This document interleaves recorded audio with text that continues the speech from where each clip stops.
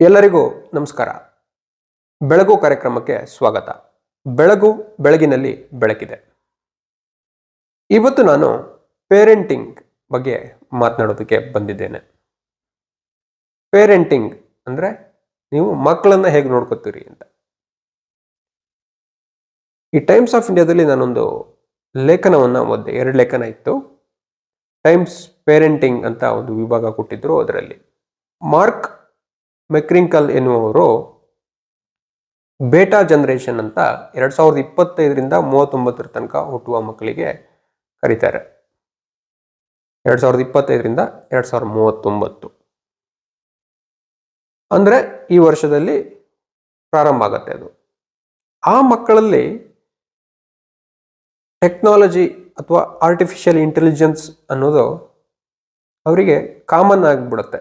ಅವ್ರು ಬೆಳೀತಾ ಇದ್ದಂತೆ ಇನ್ಸ್ಟಂಟ್ ಗ್ರಾಟಿಫಿಕೇಶನ್ ಅನ್ನೋದು ಅವರಿಗೂ ಕಾಮನ್ ಆಗ್ಬಿಡುತ್ತೆ. ಇನ್ಸ್ಟಂಟ್ ಗ್ರಾಟಿಫಿಕೇಶನ್ ಅಂದ್ರೆ ಏನು? ನಿಮ್ಗೇನೋ ಒಂದು ಬೇಕಾಗಿರುತ್ತೆ, ಅದು ನಿಮಗೆ ತಕ್ಷಣ ಸಿಗುವಂತೆ ಆಗೋದು. ಅದರಲ್ಲಿ ಒಬ್ಬರು ತಾಯಿ ಹೇಳ್ತಾ ಇರತಕ್ಕಂಥದ್ದು ಬಂದಿತ್ತು.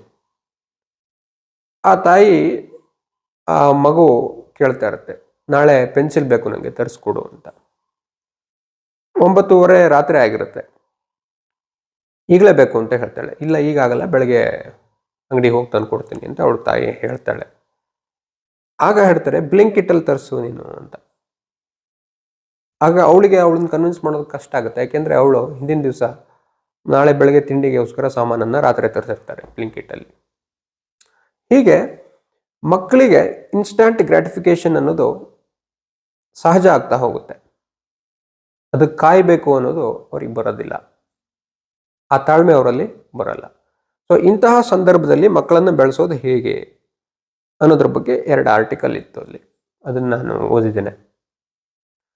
ಸೊ ನೀವು ಮಕ್ಕಳಲ್ಲಿ ಸಹಜತೆಯನ್ನು ಕಲಿಸೋದು ಬಹಳ ಮುಖ್ಯ ಅಂತ ನನಗನ್ಸುತ್ತೆ.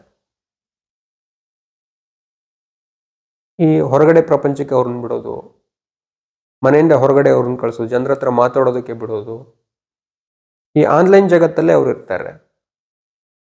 ಅದಿಲ್ಲದೆ ಬದುಕಿದೆ ಅನ್ನೋದನ್ನು ಕೂಡ ಅವರಿಗೆ ಕಲಿಸ್ಕೊಡ್ಬೇಕಾಗ್ತದೆ ಅಂತ. ಆ ರೀತಿಯಾಗಿ ಅಲ್ಲೂ ಕೂಡ ಬರೆದಿದ್ದಾರೆ. ಅದನ್ನು ನಾವು ನೆನಪಿನಲ್ಲಿ ಇಟ್ಕೊಳ್ಬೇಕು.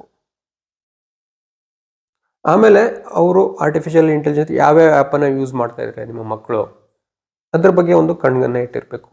ನೀವು ಡಿಜಿಟಲ್ ಈ ಮೊಬೈಲಿಂದನೇ ಹೊರಗೆ ಬಂದ್ಬಿಡಿ ಅಂತಲೂ ಹೇಳೋದು ಭಾಳ ಕಷ್ಟ. ಯಾಕೆಂದರೆ ಅದು ಇವತ್ತಿನ ಕಾಲದ ಬೇಡಿಕೆ ಆಗ್ಬಿಟ್ಟಿದೆ. ಹಾಗಾಗಿ ಅವ್ರ ಮೊಬೈಲನ್ನು ಉಪಯೋಗಿಸ್ತಾನೆ ಅದರಲ್ಲಿ ಏನು ನೋಡ್ತಾ ಇದ್ದಾರೆ, ಯಾವ ಆ್ಯಪ್ಗಳನ್ನು ಯೂಸ್ ಮಾಡ್ತಾರೆ, ಅದ್ರ ಬಗ್ಗೆ ನಾವು ತಿಳ್ಕೊಂಡು ಅದು ಅವ್ರಿಗೆ ಒಳ್ಳೇದಾ ಕೆಟ್ಟದನ್ನೋದ ಪರಾಮರ್ಶೆ ಮಾಡಿ ಮಕ್ಕಳಿಗೆ ತಿಳಿ ಹೇಳಬೇಕು. ಮತ್ತು ಆ ರೀತಿಯಾಗಿ ಅವರನ್ನು ಬೆಳೆಸಬೇಕು. ಆನಂತರ ಅವ್ರು ಎಷ್ಟೊತ್ತು ಸ್ಕ್ರೀನಲ್ಲಿ ಇರ್ತಾರೆ ಅದಕ್ಕೊಂದು ಲಿಮಿಟನ್ನು ಹಾಕಬೇಕು. ಇಂತಿಷ್ಟಕ್ಕಿಂತ ಜಾಸ್ತಿ ಹೊತ್ತು ನೀವು ಸ್ಕ್ರೀನಲ್ಲಿ ಇರಬೇಡಿ. ನೀವು ಹೊರಗಡೆ ಓಡಾಡಿ, ವಾಕಿಂಗ್ ಮಾಡಿ, ವ್ಯಾಯಾಮ ಮಾಡಿ, ಪುಸ್ತಕಗಳನ್ನು ಓದಿ, ಈ ರೀತಿ ಇದನ್ನು ಕಳಿಸ್ಬೇಕು. ಆಮೇಲೆ ಸೂಕ್ಷ್ಮತೆ ಅವರಲ್ಲಿ ಹೋಗ್ಬಿಡುತ್ತೆ ಅಂತ. ಈ ಸಂಬಂಧಗಳ ಸೂಕ್ಷ್ಮತೆ ಅವರಲ್ಲಿ ಹೋಗ್ಬಿಡುತ್ತೆ ಈ ಆರ್ಟಿಫಿಷಿಯಲ್ ಜಗತ್ತುಗಳಲ್ಲಿ. ಅದನ್ನ ಅವರಿಗೆ ನಾವು ಅರ್ಥ ಮಾಡೋದು ಅಥವಾ ಅದನ್ನ ಉದ್ದೀಪನಗೊಳಿಸೋದು ಅವ್ರ ಒಳಗಡೆ, ಅದು ಪ್ರತಿಯೊಬ್ಬ ಪೋಷಕನ ಕರ್ತವ್ಯ ಆಗಿರ್ತದೆ. ಅದನ್ನು ಅವ್ರು ಮಾಡಬೇಕು ಅಂತ. ಅದನ್ನು ಉದ್ದೀಪನಗೊಳಿಸ್ಬೇಕು ಅಂದರೆ ಪ್ರಪಂಚನ ಅವ್ರು ನೋಡಬೇಕು, ಹಿಂದಿನ ಕಾಲವನ್ನು ಅವ್ರು ಅರ್ಥ ಮಾಡ್ಕೋಬೇಕು. ಆಗ ಮಾತ್ರ ಅದು ಉದ್ದೀಪನಗೊಳ್ತದೆ. ಇಲ್ಲದೆ ಬರೀ ಅವರಿಗೆಲ್ಲ ಇನ್ಸ್ಟೆಂಟಾಗಿ ಎಲ್ಲ ಅವ್ರು ಕೇಳಿದ್ದೆಲ್ಲ ಸಿಗ್ತಾ ಹೋಗ್ಬಿಟ್ರೆ ಅವರಿಗೆ ಅದು ಉದ್ದೀಪನಗೊಳ್ಳೋದಿಲ್ಲ. ಹಾಗಾಗಿ ಅವರಿಗೆ ತಾಳ್ಮೆಯನ್ನು ಕಲಿಸ್ಬೇಕಾಗ್ತದೆ. ಅದು ಬಹಳ ಮುಖ್ಯ. ಆಮೇಲೆ ಅತಿಯಾಗಿ ಮಕ್ಕಳನ್ನು ಹೊಗಳೋದು, ಅತಿ ಮುದ್ದು ಮಾಡೋದು,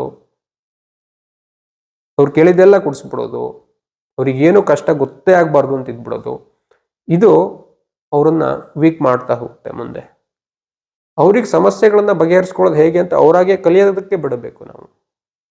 ಆಗ ಅವರು ಕಲಿತಾ ಹೋಗ್ತಾರೆ. ಅದು ನಮ್ಮಲ್ಲಿರಬೇಕು. ಈಗ ಅತಿ ಮುದ್ದಿಂದ ಮಕ್ಕಳನ್ನು ಬೆಳೆಸಿದ್ರೆ ಅವ್ರು ನೆಕ್ಸ್ಟ್ ರಿಲೇಷನ್ಶಿಪ್ಪಲ್ಲಿ ಫೇಲ್ ಆಗ್ತಾ ಬರ್ತಾರಂತೆ. ಆಮೇಲೆ ನೆಗೆಟಿವ್ನ ಅವರಿಗೆ ಕ್ರಿಟಿಸಿಸಮನ್ನು ಹೇಗೆ ಹ್ಯಾಂಡಲ್ ಮಾಡಬೇಕು ಅನ್ನೋದನ್ನು ಕಲಿಸ್ಬೇಕು. ನೀವು ಅವ್ರು ತಪ್ಪು ಮಾಡಿದ್ರೆ ಅದು ತಪ್ಪು ಅಂತ ನೀವು ಹೇಳದೇ ಇದ್ದರೆ ಅವರಿಗೆ ನೆಕ್ಸ್ಟು ಬೇರೆ ಯಾರೋ ಅದನ್ನು ಹೇಳಿದಾಗ ಅದನ್ನು ತಡ್ಕೊಳ್ಳೋಕ್ಕಾಗಲ್ಲ. ಹಾಗಾಗಿ ಮೊದಲಿಂದನೇ ಅದನ್ನು ಆರೋಗ್ಯಪೂರ್ಣವಾಗಿ ಹೇಗೆ ಕ್ರಿಟಿಸೈಸ್ ಮಾಡ್ತೀರಾ ಅನ್ನೋದನ್ನು ನೀವು ತೋರಿಸ್ತಾ ಬರಬೇಕು. ತಪ್ಪನ್ನು ಹೇಗೆ ತಿದ್ಕೋಬೇಕು, ನೆಗೆಟಿವನ್ನು ಹೇಗೆ ಸ್ವೀಕಾರ ಮಾಡಬೇಕು, ಇದನ್ನೆಲ್ಲ ಕಲಿಸೋ ಅವಶ್ಯಕತೆ ಇದೆ. ಆಮೇಲೆ ಅವರಿಗೆ ಯಾವ ರೀತಿ ಅಂದರೆ ಈ ಸೋಷಿಯಲ್ ಮೀಡಿಯಾಗಳಲ್ಲಿ ಇದ್ಕೊಂಡು ಅವರಿಗೆ ಪೋಸ್ಟ್ಗಳಿಗೆ ಲೈಕ್ ಬಂತಾ ಇಲ್ವೋ, ಲೈಕ್ ಬರದೇ ಇದ್ದರೆ ಅವರು ಡಿಪ್ರೆಷನಿಗೆ ಹೋಗ್ತಕ್ಕಂಥದ್ದು, ಮೆಂಟಲ್ ಹೆಲ್ತು ಇಶ್ಯೂಸು ಈ ರೀತಿಯಾಗಿ ಬರ್ತಕ್ಕಂಥದ್ದು ಇರುತ್ತೆ. ನನ್ನ ಪೋಸ್ಟಿಗೆ ಯಾರು ಲೈಕ್ ಮಾಡ್ತಾ ಇಲ್ಲ, ಕಮೆಂಟ್ ಮಾಡ್ತಾ ಇಲ್ಲ, ಆ ರೀತಿಯಾದದ್ದು ಮಕ್ಕಳಲ್ಲಿ ಬರಬಹುದು. ಅದನ್ನು ಕೂಡ ಮಕ್ಕಳಿಗೆ ಕಲಿಸುವ ಜವಾಬ್ದಾರಿ ಪೋಷಕರಲ್ಲಿ ಇರುತ್ತೆ. ಸೋಷಿಯಲ್ ಮೀಡಿಯಾದಲ್ಲಿ ಹೇಗೆ ಅವರು ಇರ್ತಾರೆ, ಮತ್ತು ಈ ಮೆಸೇಜ್ಗಳು ಮತ್ತು ನಿಜವಾದ ಮಾತುಕತೆ ಇದರ ನಡುವಿನ ವ್ಯತ್ಯಾಸ ಅವರಿಗೆ ತಿಳಿಸ್ಬೇಕು. ಹಾಗಾಗಿ ಬೇಟಾ ಜನರೇಷನ್ 2025 ನಂತರ ಹುಟ್ಟಿರೋ ಮಕ್ಕಳಿಗೆ ಆರ್ಟಿಫಿಷಿಯಲ್ ಇಂಟೆಲಿಜೆನ್ಸ್ ಅನ್ನೋದು ನಾರ್ಮಲ್ ಆಗುತ್ತೆ. ಈಗ ಆನ್ಲೈನಲ್ಲಿ ಆರ್ಡರ್ ಮಾಡೋದು ನಾರ್ಮಲ್ ಬಿಹೇವಿಯರ್ ಆಗುತ್ತೆ. ಹಾಗಾಗಿ ಅವರಿಗೆ ನಾವು ಸಂಬಂಧಗಳ ಮೌಲ್ಯಗಳನ್ನು ಹೇಗೆ ಬಿತ್ತಬೇಕು ಅನ್ನೋದು ಪೇರೆಂಟಿಂಗಿಗೆ ಬಹಳ ಅವಶ್ಯಕವಾಗಿದೆ. ಧನ್ಯವಾದಗಳು.